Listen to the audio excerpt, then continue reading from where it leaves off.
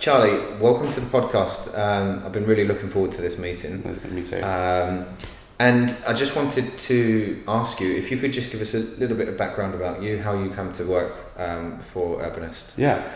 So my background, I was an academic and I did my PhD on theatre architecture and kind of cultural planning. And I lived in Barcelona for 7 years. And then I decided to come back because the work situation wasn't great. And I applied here, was one of the first jobs I applied for. Didn't get it. That's fine, I won't talk about that. And then kind of found jobs doing content marketing and translation. And then my job came up again, reapplied again. And finally I got the job 6 months ago. Okay. So my background is planning, urban design, all that kind of stuff. And this job is really the kind of the niche that I was looking for. So, it's a great place to work. The boss gives me complete freedom to do whatever I like. So that's always great.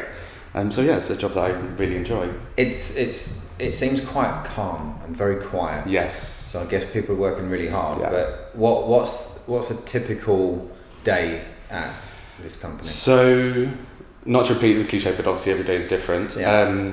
You end up working almost with everybody multiple times throughout the day because we're all very multidisciplinary. We've got architects, we've got planners, we've got greenbelt experts, things like that. So and they all need help doing certain different things. And so one of the good things about that is that we can all work together, and it's very easy. Yeah. So for example, I help with planning statements. I kind of do fact checking as well. So it's you get to do everything multiple times a day, and so sometimes you start a day not knowing exactly what you're going to do, but you've done so much by the end of the day, you're a little bit confused about what you actually have done.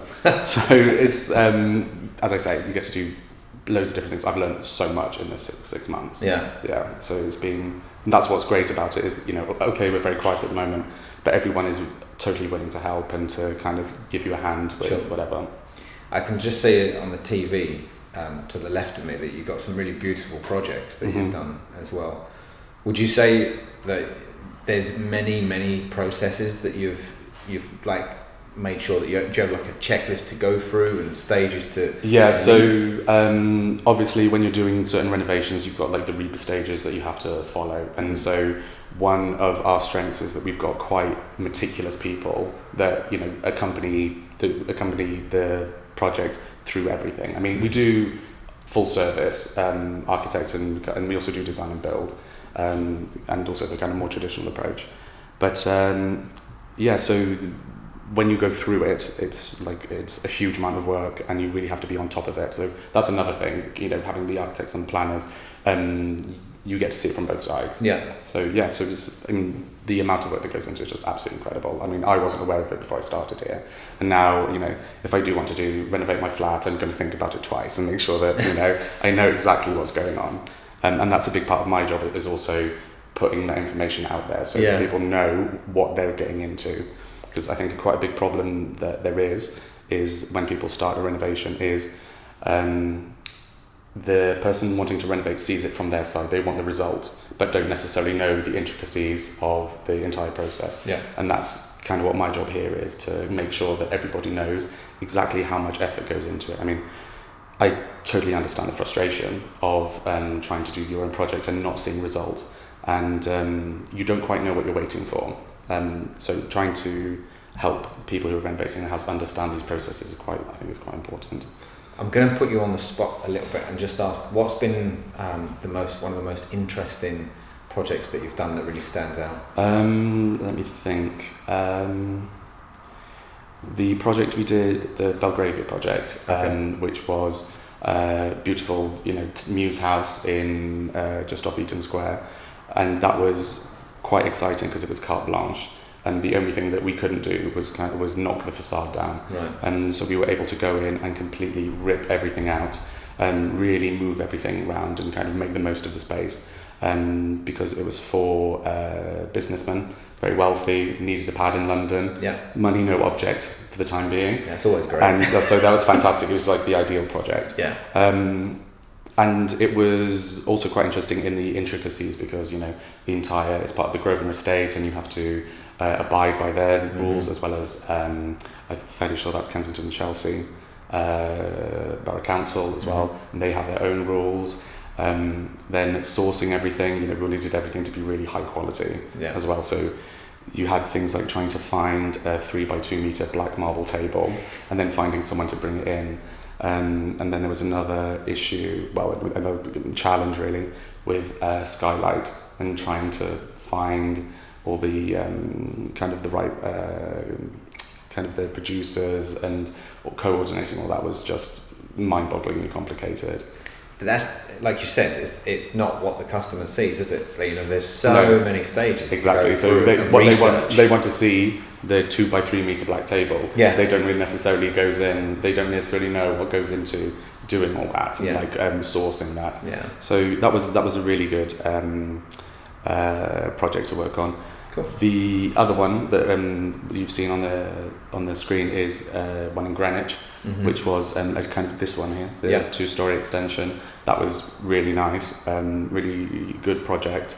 I think it's turned out very, very well.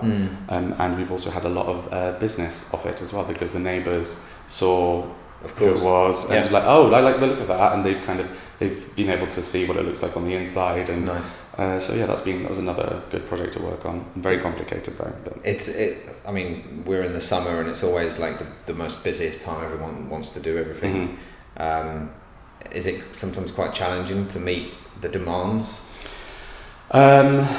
Yes, because a lot of people want things done yesterday because they've got to it a bit late. And so that is one of the challenges that we've got. I mean, at the end of the day, we can pride ourselves on getting our work done actually fairly quickly when we need to do it. So sometimes we're waiting for the council to get back to us, we're waiting for other people. But once we get started, we're pretty quick in doing what we want. But as you said, the customer doesn't always see that.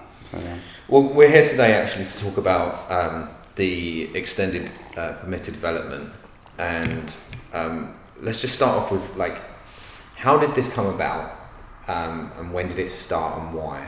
Okay, so as I understand it, the permitted development rights came out in 1995 as a way to make the whole process of improving people's houses easy. I mean, it was part of a kind of conservative government push to really empower homeowners after the right to buy in the 80s.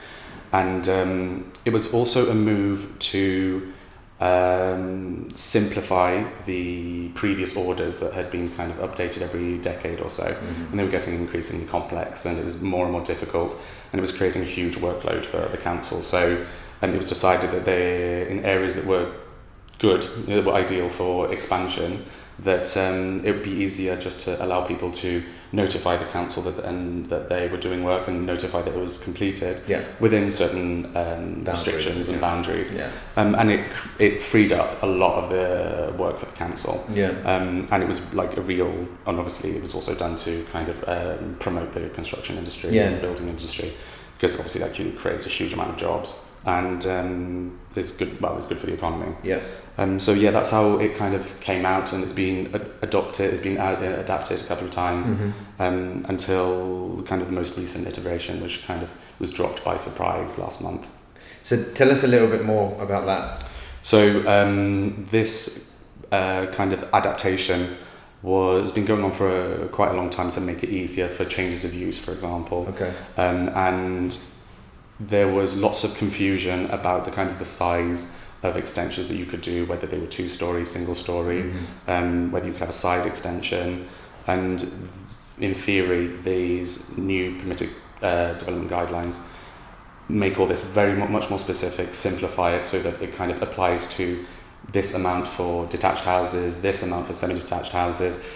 In some places you can do single story, some places you can do double story. But the idea is that it's pretty clear, and with a single glance kind of exactly what you can and can't do.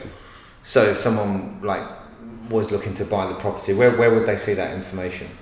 The permitted development rights aren't applicable in conservation areas, for example.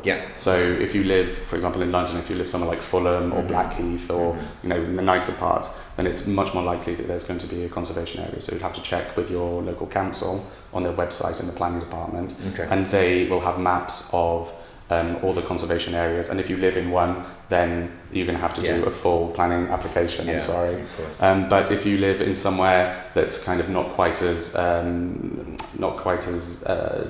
historic, then obviously that makes things a lot easier for you. Obviously, there is always the condition that it needs to be a single family dwelling house. So that's always the restriction. Yeah. Could you explain a little bit more about the differences with planning permission and the processes that you have to go through, and just the permitted development rights, and what the differences are? So, I mean, this is simplifying a lot, and it's quite difficult to it's quite difficult to get it really, really into a nutshell.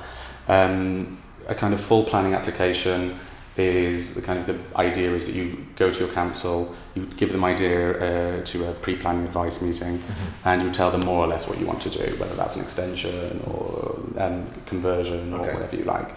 And then the council, if they're willing, will say that's a good idea, that's not a good idea, that extension needs to be slightly smaller, or it could be give you actually quite useful guidance, as in you could probably make the extension a little bit taller if you wanted to. If I were you, I wouldn't have the window pointing that way, because then you could be overlooking your neighbour. And so these pre-planning advice meetings, obviously there's no guarantee, which is quite important to kind of underline, but generally it gives you an idea of what you can and can't do. Then ideally, if you have got a complicated project, then you submit a full planning application, and that enables you for everybody to know exactly what is going on, and it's really the key to your project. And so once you've got that, that's when you can start looking for builders and contractors and putting your things out to tender. So that's a really important document. Permitted development is slightly different in that you have to have prior approval. So you have to tell the council what you're doing, but they don't necessarily have to approve it. Okay, so you just have to let them know that you've started. And how much time do you have to give? Previously, before the new regulation, you had to let your council know that your development was finished. Now, if you've got prior approval, you don't have to let them know. Okay, so you just kind of tell them, I'm doing this extension, but it fits in all the rules, that's it. So before you had to let them know that it was finished, now you don't. So that that cuts paperwork down. It does.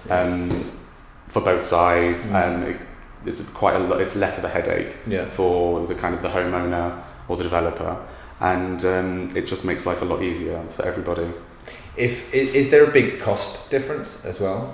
Because I'm assuming that you have to pay for drawings and planning and permission, but just for notifying on permitted development, there's a big cost difference there for a homeowner. Well, yes, that's quite right. I mean, ideally, the easiest thing, the kind of dream would be submit your prior approval, and that's it. And so you pay what is really, you pay for basic drawings, and you pay an administration fee. Planning drawings aren't cheap because of the amount of detail that goes into them. So you could be saving yourself £1,000-2,000. It's a big because it's also for a homeowner. It's good to know that when they're going through a selection process of properties. And it's quite.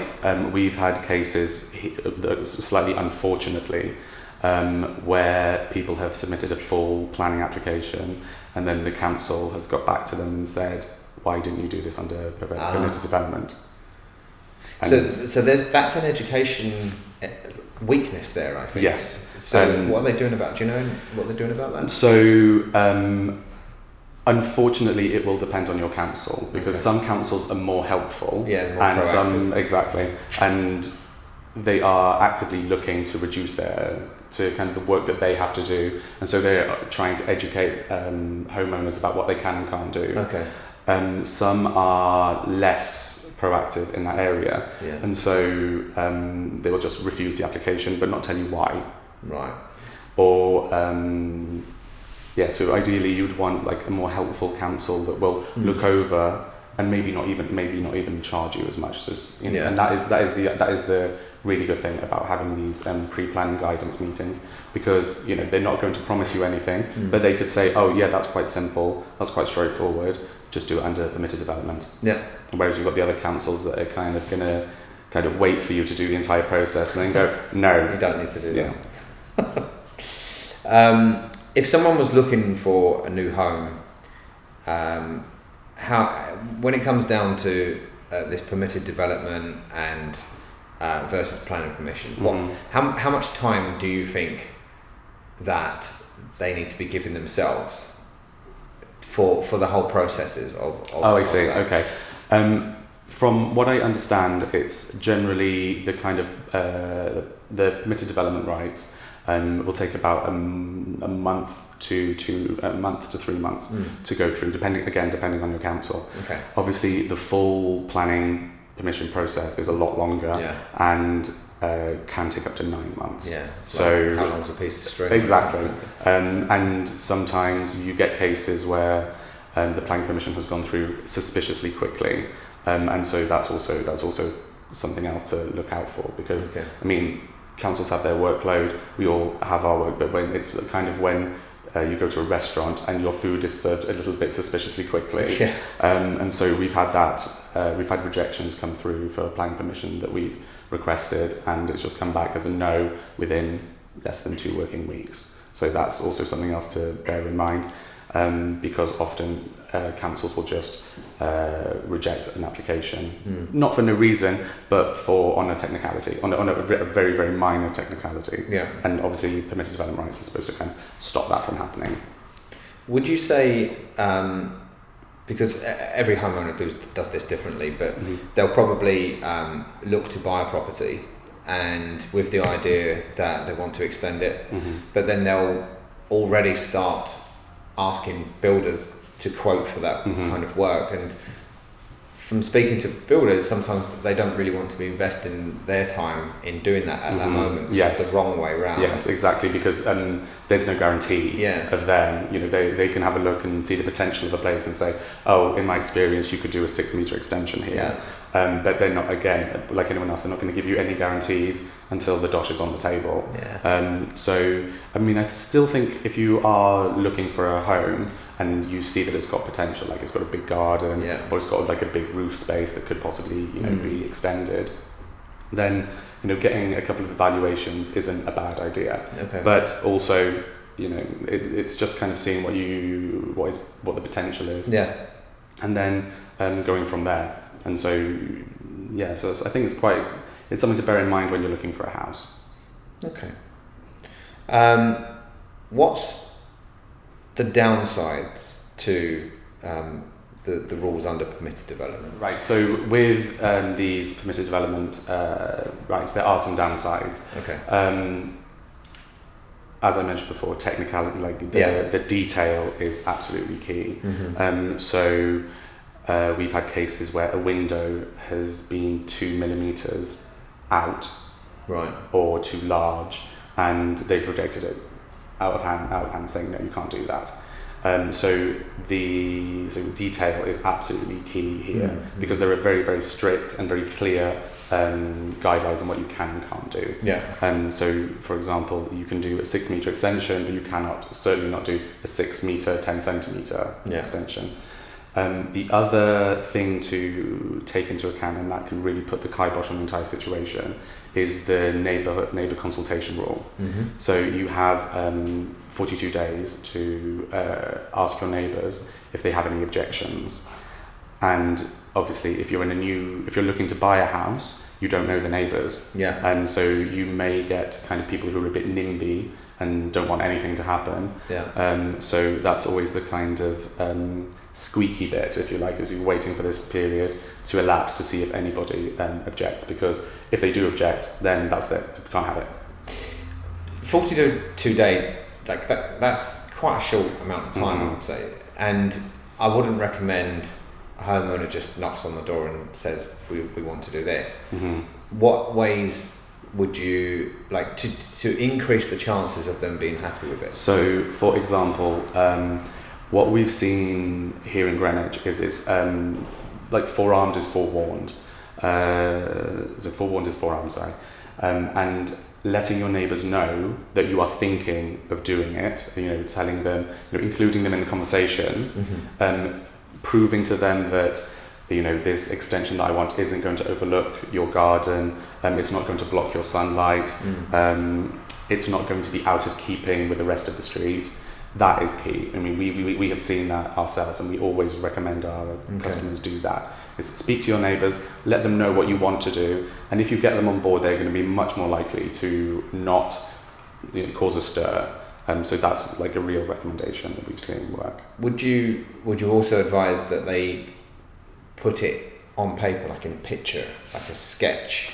Or I mean, that's really always, basic. that's always, you know, something, giving them a bit of visual information. I mean, that's all to the best. I mean, you don't necessarily need to go with an entire portfolio of designs, you know, and specifications, but you know, it's about educating and just letting them know what you're going to do, because if they're on board, then they're not going to complain about it. So, and it's something that we've seen people have gone around with renders. Just mock-ups of what the house is going to look like, and the neighbours have appreciated the effort that they've gone to kind of explain the situation. And, you know, these people have had no problems at all, so it does work. With permitted development, do you see any signs of this being stopped altogether? Well, this was actually quite strange, because the previous permitted development rights were going to expire, if I'm not mistaken, on the 1st of June. And then Kit Malthouse kind of dropped the bomb, as it were, on, I think it was the 23rd of May. I mean, we had a little bit of kind of warning that this was going to be happening, you know, kind of, you know, in the kind of backwaters. But yeah, it was a real surprise, because people were wondering what exactly was going to happen, because it was getting so close to the deadline. And when he said they're just going to be extended permanently, that was quite quite a surprise. So that's great for homeowners, really, because the guidelines are slightly more generous than they were previously, and it's given a lot of people quite a lot of kind of relief. And freedom. Because in the time of uncertainty with what's going on with the UK and everything as well, people they're a bit more edgy on buying property. And well, there's also the issue that, for example, in London, anybody under the age of 40 who isn't on a million quid is going to find it very hard to buy a house. So what we've seen is that a lot of people are expanding and extending their houses because they need to have room for their children, for example, because they're like post-university, and also older people, their parents, that they want to move in, and so you end up getting these multi-generational houses that are becoming more and more common. So that's also, you know, having the ability to expand your house in that way is a real bonus for those kind of situations. Let's talk a little bit more about urbanist architecture as well. Like, if I was just coming off the street, just bought a property, what's the processes you would take me through? So as a rule, we always like to have a previous consultation to kind of get an idea about what our client wants, if we can help them and how we can help them. So we do that here in Greenwich, and we also do it at our offices in Knightsbridge, and we can also organise a home consultation as well. The office consultations are free, which is a real boon, because people get a much better idea of what they want, and they're kind of more encouraged to come. And we've had lots of people, we have all kinds of customers, from people that basically know what they want and they're looking for the right architect and come with drawings and plans that they've done. And we've got people coming off the streets, kind of, I'm looking at this house, do you think there's any chance that you could help us with the extension on this? And they're a key part of the process. So after that, and then we can move on to kind of the more technical process of looking into the development that can or can't take place, which takes us actually not very long to do, you know, considering it's quite a difficult job and kind of technical. It's quite easy to find out exactly what you can and can't do, and then we communicate that to the customer. And then we kind of move on to the design process, which we like the customer to be heavily involved in, and we try to encourage them to really take their time over it and think about what exactly they want, because neither the customer nor us want to be endless in kind of a cycle of endless revisions and revisiting. So that is where both sides really have to put the work in, and that's something that we've seen as kind of the proactive people just have a much smoother ride during the design process. Then, if you like, we can move on to the kind of more traditional design and build strategy, where we kind of manage the build. We organise your contractors, we put the drawings out to tender, and we kind of manage the entire process. Or some people just want the drawings, and then, for example, we get quite a lot of landlords who come in, get the planning permission, and then use that as kind of leverage to improve the value of the house that they want to sell. Nice. So it just kind of, they want to increase the potential, Yeah. and it does make the house more valuable. So we have quite a lot of people that just have that kind of short planning process, but as I said, we do the entire thing from start to finish. Brilliant.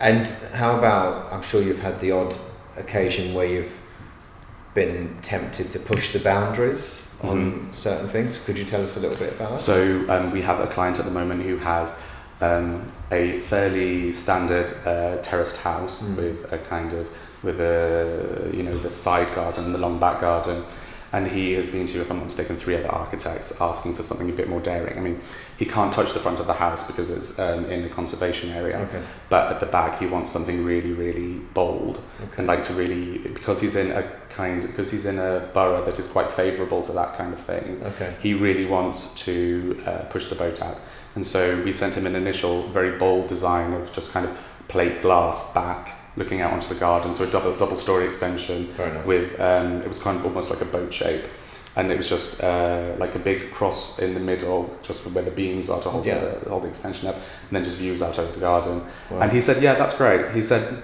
not that interesting though.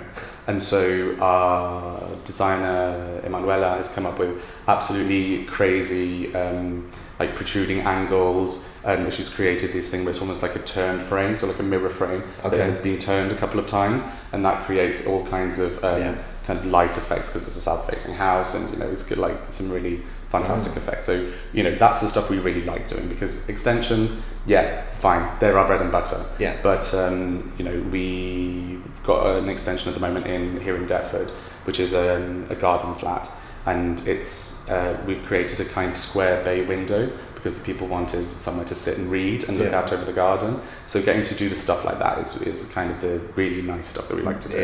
Yeah, I'm sure we really enjoy it. And if anyone wanted to find out a little bit more about yourselves, where can they go? So our main page is urbanistarchitecture.co.uk, and that is a kind of the repository of, we've got our portfolio on there, we've got loads of articles as well written for homeowners, with homeowners in mind, to help them understand the entire process. We also have really active social media accounts on Instagram and on Twitter. And we also have a LinkedIn for more business-to-business relationships, which we're looking to build. So we're pretty active on the social media front and with the content. So. And if they wanted to come here and see you guys, what's the address? So we're based between Greenwich and Deptford, so we're at 2 Little Thames Walk. And so the easiest way to get in touch with us is either by calling us on 020 3793 7878, or sending us an email at info@urbanistarchitecture.co.uk. Brilliant. It's been really nice speaking with you. Thank you very much. Thank you very much.